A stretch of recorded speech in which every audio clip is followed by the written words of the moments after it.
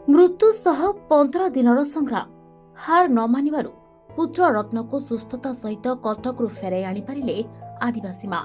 घटनाटी किछि एपरि होइतिला 8 तारिख रात प्राय 12:45 समय माँ ज्योति माडकामी स्वामी वागा माडकामी एक पुत्र संतान कोरकुंडा गोटी स्वास्थ्य केन्द्र होइतिला। परदिन शिशुटी मल त्याग न करिबारु माँ ज्योति डाक्तर दृष्टि आकर्षण करिथिला।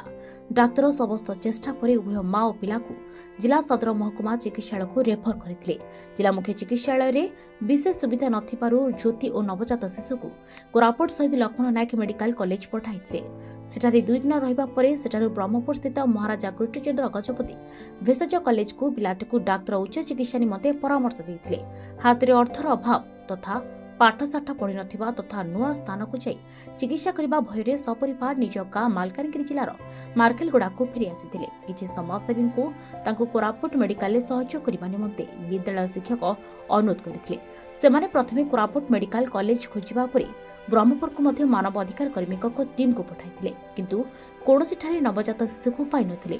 18/1/2025 ज्योति और ता छुआ को नहीं पुणी थे मालकानगिरी जिला सदर महकुमा चिकित्सालय भर्ती है। पूर्व संपर्क में मानवाधिकार कर्मी टीम प्रथम ज्योति और वाका सह कथा हो पिलाटीर स्वास्थ्य विषय बुझी। स्वतंत्र शिशु जत्न वार्ड को जाई पिलाटीर वर्तमान अवस्था बुझी। डाक्तर मान सहित विचार विमर्श पर शिशुटी को तुरंत कटक स्थित शिशु भवन नेबा निमंते प्रस्तुति आरंभ होइतिला। परदिन रविवार कही कार्य विलंब होइतिले मध्य मंगलवार 22 तारिख में मालकानगिरी कटक स्वतंत्र आम्बुलांस जोगी जाई रात्र प्राय 2:30 समय से शिशु भवन में पहुंची। 23 ऑपरेशन पर स्वास्थ्य अवस्था सुधार आसला एवं सेमानकु 25 तारिख में निज गाँ को फेरी जावाक डाक्तर परामर्श देते।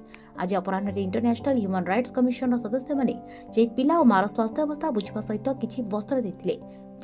सरजिन चंद्रान आज गणमाध्यम समस्त को निवेदन करथिले जे एपरि कोनोसी व्यक्ति विशेष को यथा आदिवासी अल्प शिक्षित तथा अशिक्षित रोगी और सेमानक सहयोग को बारंबार अनेक डाक्तरखाना को पठाई अଯଥା हैरान न करी ठीक समय उचित स्थान को पठाइले।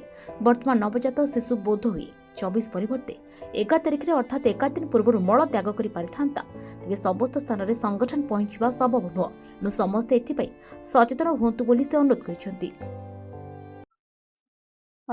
सरजिनी चंद्रन सोशल वर्कर। आम खबर पाई मालकानगिरी गोटे पेसेंट रेफर होती कोरापुट। छोट छुआटा जन्म होकर तार मल द्वार नाला। आम कोरापुट जावा शुणिक आम कोरापुट टीम आम टीम को कहलु जाके देखिए से कौन तार हो पार्टी खराब कि आम टीम गला बेलू कोरापुट पेसेंट नथिले। आम खबर पाइलु ब्रह्मपुर रेफर कराई।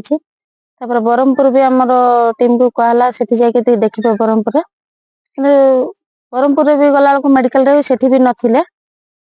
तापर एमती खोजा खोजी रे बहुत चिंतित थिलु आमे कुआड गला पेशेंट कौन है तार।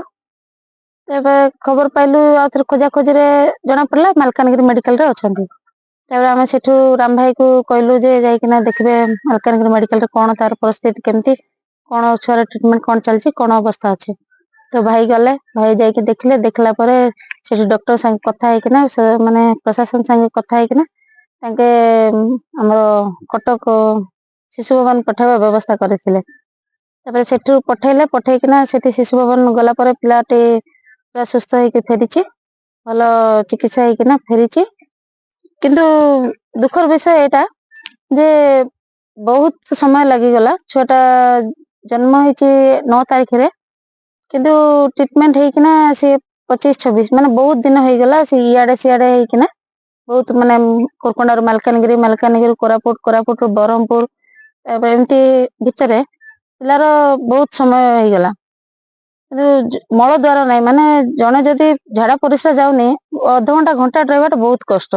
सेटा भी बड़ लोकर कथा। सी तो जन्म छुआ से किपरि भाव रही भावतु। तापरे एथि आमे कहबा कथा आमे सुनबु आमे सोशल वर्कर सुनबु सब जगह रे आम टीम पहुंचबो आमे करि परबु आमे जति चेष्टा करि करूछु सुनिबा जाय किंतु जति आमे सुनिनु करि पारुनु। किंतु एटा आमे चाहूछु जे प्रशासन तांकर ये करंतु तांको द्वारा पठाइबा को जेमति ए मेडिकल से मेडिकल न करी डायरेक्ट जो ट्रीटमेंट हेई परबो सेठी पठाइबा व्यवस्था कले मे बी से 10 तारिख रे ट्रीटमेंट हेबाटा 22-23 न होई किना 10 तारिख रे हेई पारथांता।